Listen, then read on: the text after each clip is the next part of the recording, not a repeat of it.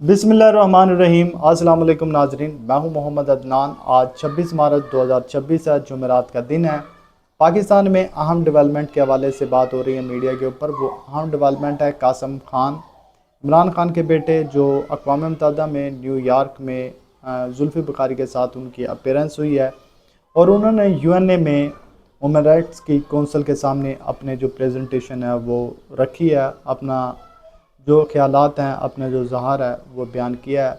और वो था इमरान खान की रिहाई के हवाले से, इमरान खान के हकूक़ के हवाले से कि कैद में होने के बावजूद उनके हकूक़ हैं, उनकी पाकिस्तान में पामाली हो रही है, और इसके अलावा जो प्रिजनर हैं पॉलिटिकल, उनके हवाले से।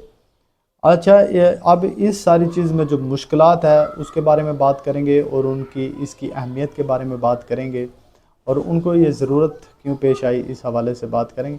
बेसिकली ये सारी प्रेजेंटेशन के पीछे अगर कोई शख्स खड़ा है तो वो जुल्फ़ी बुखारी है। इमरान खान के बेटे ने कहा है कि मेरे वालिद को तकरीबन 1000 दिन हो गए हैं कैद को, और उनको डेथ सेल कंडीशन में रखा गया। तो ये चीज़ उन्होंने हाईलाइट करते हुए कहा कि यहाँ पे हकूक़ की पामाली हो रही है, बोलने की आज़ादी नहीं है और कवानीन पे अमल नहीं है। तो इन चीज़ों के बावजूद पाकिस्तान का GSP+ स्टेटस जो है वो जारी रहना चाहिए, उसे ख़त्म नहीं होना चाहिए। ये सारी चीज़ों को मद्देनज़र रखते हुए इमरान खान और उनके जो पॉलिटिकल प्रिजनर हैं उनकी रिहाई होनी चाहिए। अब इसमें जो मुश्किल है ना वो ये है कि इसराइल और अमेरिका ईरान के साथ जंग कर रहे हैं।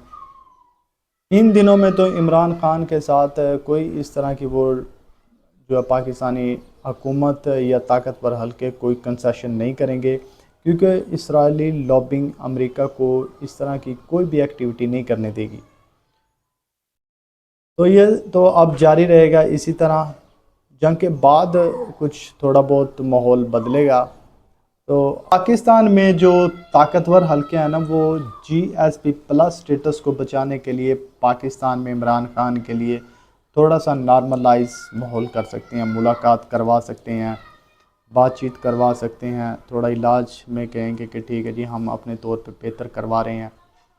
तो ये तो हो सकता है, लेकिन कोई एक्स्ट्रा ऑर्डिनरी काम उनके लिए बहुत मुश्किल होता दिखाई दे रहा है।